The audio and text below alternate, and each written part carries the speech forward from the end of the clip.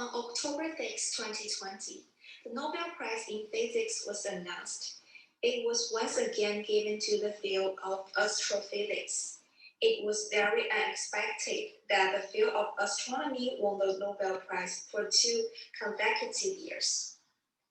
This time, the Nobel physicists were awarded to the British theoretical physicist Roger Penrose, the German astronomer Reinhard Genzel, and the American astronomer Andrea Ghez. The reason for their awards is also related to the black holes. Among them, Penrose provides a solid theoretical foundation for the formation of black holes. We know that humans' understanding of black holes is mainly based on Einstein's general theory of relativity. In 1915, Einstein published a theory on gravitation. There is a very important gravitational field equation.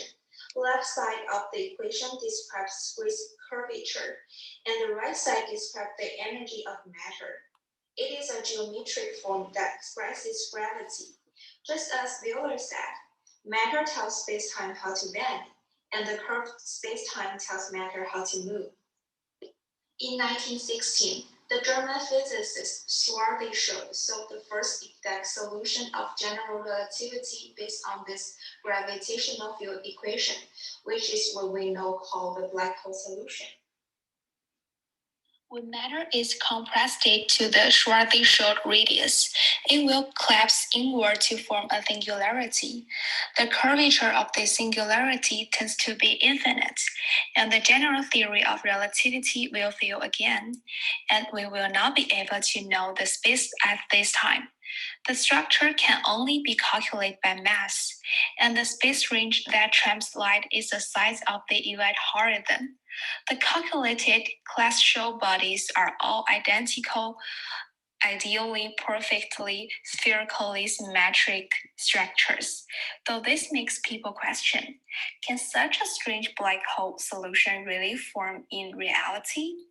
After all, in reality, the structure of celestial bodies is not a perfect spherically symmetric structure.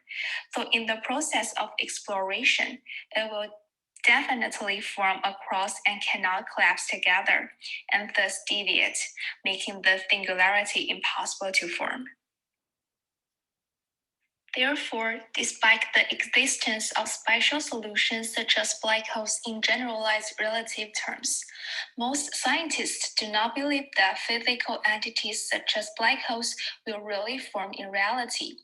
This includes Einstein himself, because the formation of this singularity is too perfect and depends too much on symmetry. However, some scientists still believe that black holes can be formed in reality, and Penrose has made outstanding contributions to this.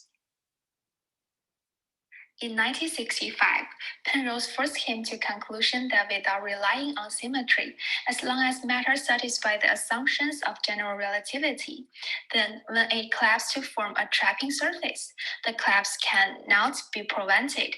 The space at this time will be replaced by time, and finally time will put the matter to the end of time. That is, the singularity of infinite curvature.